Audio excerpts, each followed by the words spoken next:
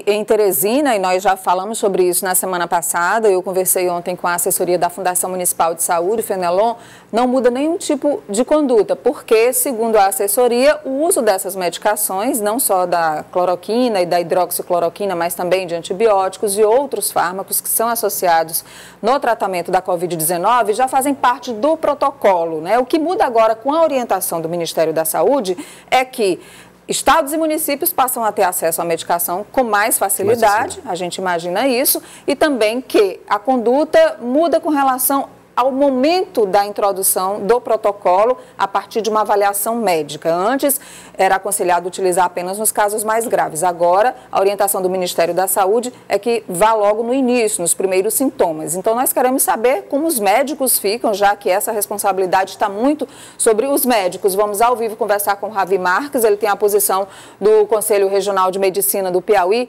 Ravi, bom dia. Eu já queria saber do conselheiro, que você conversasse com ele, por favor, sobre como os médicos entendem, já que também o CRM se posicionou recentemente sobre esses medicamentos, sobre a responsabilidade que o médico tem na hora de prescrever isso.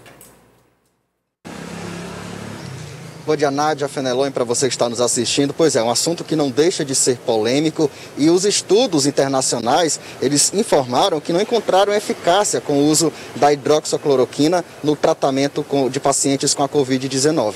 Eu vou conversar com o conselheiro do Conselho Regional de Medicina, o doutor João Araújo. Doutor, bom dia para o senhor. Qual é a responsabilidade do médico em relação ao uso da hidroxicloroquina nesses pacientes? Bom dia a todos. O uso da hidroxicloroquina, da cloroquina em si, ele é feito há muitos anos para tratamento de malária, artrite reumatoide e lúpus.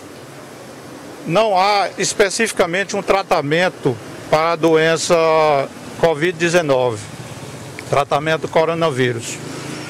Acontece que nós estamos numa situação de pandemia, nós é uma situação de guerra biológica, guerra de informação, guerra de desinformação. E os pacientes, mas nós sabemos que os pacientes graves, eles vão chegar à UTI e chegar à internação nos hospitais. O sistema de saúde do público do país está colapsado há mais de 40 anos. Nós não sabemos, nunca tivemos vaga em UTI, nunca tivemos vaga em hospitais. Sempre a vaga é quando alguém sai ou falece. O tratamento de uma doença nova é desconhecido. Nós não sabemos nada sobre essa doença. Então, não existe trabalhos científicos comprovando a eficácia e a segurança do uso da cloroquina e hidroxicloroquina para o tratamento do coronavírus. O que existe são serviços e uso do medicamento de maneira empírica. Mas nós, como eu falei antes, nós estamos numa situação de guerra e o médico, diante da gravidade da doença, diante da evolução da doença, que nós sabemos que a evolução dos casos graves, elas têm uma mortalidade muito alta e uma morbidade muito alta, e a internação hospitalar e de UTI é necessária. Doutor, esse texto do Ministério da Saúde liberando esse medicamento para pacientes em todos os níveis do coronavírus, pacientes graves e leves, esse medicamento, ele é fatal para o paciente, é por isso que existe aí, mesmo com a liberação do Ministério da Saúde, o paciente deve assinar um termo, ou o paciente ou a família? O termo de livre consentimento deve ser assinado pelo paciente, autorizando o uso do medicamento.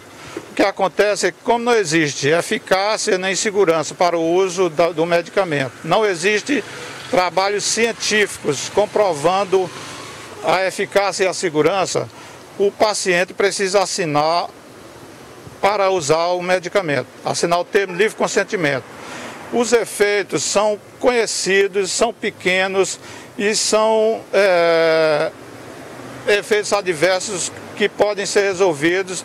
O benefício é maior do que o malefício com relação ao uso do medicamento, principalmente nas fases leve e moderada, quando nesse momento, se o médico não agir, o paciente vai evoluir para uma forma mais grave e o sistema de saúde não tem como absorver esses pacientes da forma grave e a mortalidade será muito alta. Então, o protocolo do Ministério da Saúde, disponibilizando esse medicamento para o setor público, é um bom uso desse medicamento, é uma boa conduta e que os médicos, nesse momento, é a única solução que eles têm. Não existe outro tratamento e o médico, em busca de salvar a vida, ele vai procurar sempre o benefício do paciente. Tá certo.